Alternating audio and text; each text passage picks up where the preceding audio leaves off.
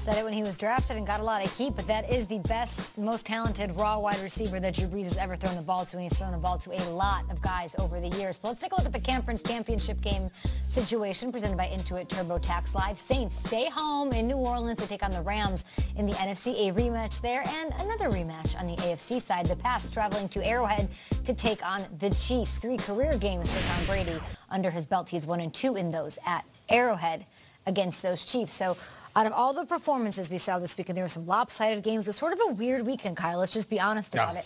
Whose performance impressed you guys the most in this divisional? I think I'm just going to stay right there. And Michael Thomas, that was otherworldly, what he did. And no matter what the Eagles tried, no matter what Jim Shorts was dialing up, it just came back to Thomas. After all these catches, he would do this flex.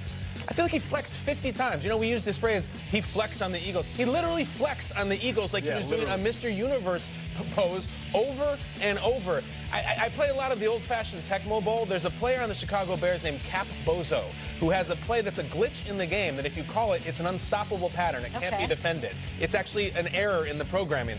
That's what Michael Thomas was last night. He was an error in the program. There's nothing the Eagles could do. Didn't it feel like 30 times Brees just looked back and it was Thomas over the middle? There's a lot of controversy about, before the fake punt that the Saints run, the Saints were called for a penalty, and Doug Peterson was faced with the choice to go with 4th and 1 and decline the penalty, or accept it and go to 3rd and 11. And some people are saying revisionist history, 4th and 1, they run the fake punt. Maybe he should have gone to 3rd and 11. I don't think he should have, first of all, because they were so far back in their territory. Even crazy Sean Payton, you didn't think that they were going to fake it. However, if they had, there's nothing that I saw in that game that they would have stopped them on 3rd and 11 anyway. Let's say they had declined it, or accepted it rather. I feel like Brees is going to Thomas for 15 yards right over the middle, so I don't regret that at all if you're an Eagles fan. He was the best player on the field, and it wasn't even close. It was him and Fletcher Cox who had to leave. Thomas, that was the game of his life, and I think the best is yet to come. Against the Rams, I don't see they're stopping him either. Yeah, speaking of the best is yet to come, how about the Patriots? Continue to reinvent themselves and looking at the game plan. I remember going into this game and I was saying, all right, James White, I know what he does in the playoffs. The last 4 games, he has 7 TDs. Like, he's a beast. He's going to go off, which he did. 15 catches, that's nothing to sneeze at.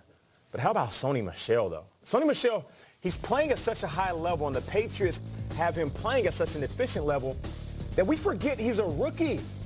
This young man is an absolute beast. We're just taking it for what it is. Oh, he's just another good running back in the league. And it's, you know, these are the type of games that veteran running backs that are the best in the league have.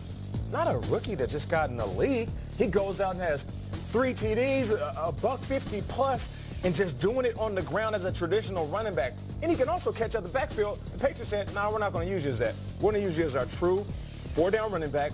We'll use James White as a true wide receiver, and we'll keep everybody off balance. You know what's crazy about all this? The next week, it could be completely flipped. Sony Michel could lead the team in receptions, and James White will be the in-between tackles guy. That's why they're so hard to game plan at this point in the year. I remember being 2 studios ago, getting that jersey from New England. Sony Michel signed one for me, and I knew it then, and I know it more now. Like, this kid's going to be special and make an impact, and he already is early in the playoffs. I'm going to give it to... Most impressive performance to me was the Chiefs' defensive line. Hell yeah. Because this is what I was looking at. I kind of was boring about it last week, thinking about what Dee Ford and Chris Jones and company were going to look like against what was the best offensive line in the league. The Colts offensive line, guys, held J.J. Watt, David Clowney, and the Texans' defense without a sack last week. This week, they were all over Andrew Luck. It was unbelievable. They got him 3 times. They pressured him another 8. Sammy Watkins fumbled, and what does Dee Ford do? Makes one of the biggest plays of the game, if not the biggest, in stripping Andrew Luck of the ball to get it back for them. So to me, this pass rush gives them a shot here. What has been my main criticism about the Chiefs this year? Chiefs defense. Their defense, their secondary. If you can sort of mask some of those issues with a pass rush and get to Tom Brady the way Melvin Ingram and Joey Bosa were supposed to, you've got a shot here against the Patriots. That said, Tom Brady does not. How long does he have the ball in his hands? Like half a second? Whatever is needed. It's gone. They kill you with the screen game. Look at James White yesterday. We knew that was coming, and they couldn't stop it. Shregs, what was the most impressive thing to you? Look, at the end of the day, we're going into the conference championships, and you could have your Matt Nagy, and you could have your Anthony Lynn. The 4 best offensive coaches in all of football will be coaching on Sunday. And when I'm talking about that, I mean Josh McDaniels, who is a bona fide beast, as Nate was saying, Andy Reid, Sean Payton, and Sean McVay. The 4 best offensive minds in the entire world will be coaching on the same day. And I cannot wait to see what Mr. Sean McVay has to unveil. Because I'll tell you what, guys, my standout from the weekend was not the quarterback. It was not the passing game. It were those 2 running backs and the rushing attack for the LA Rams. The numbers are insane. Guys, the Rams had 48 carries of the ball on Saturday night, 273 yards on the ground. They averaged 5.7 yards per carry. I swear, I watched every show on NFL Network. I even watched ESPN, or I tried to, and they were talking about how the Cowboys were going to run the ball down the throat of that Rams defense. The Cowboys run game, the offensive line. Get out of here with that. It was all Rams, and it was the Rams ground game. What a statement to the rest of the league. And I'll say this about C.J. Anderson. 31 teams could have signed C.J. Anderson for a week. 31 teams had the opportunity. The odds of this happening, that Malcolm Brown, the backup running back, gets injured the same week that C.J. Anderson becomes available.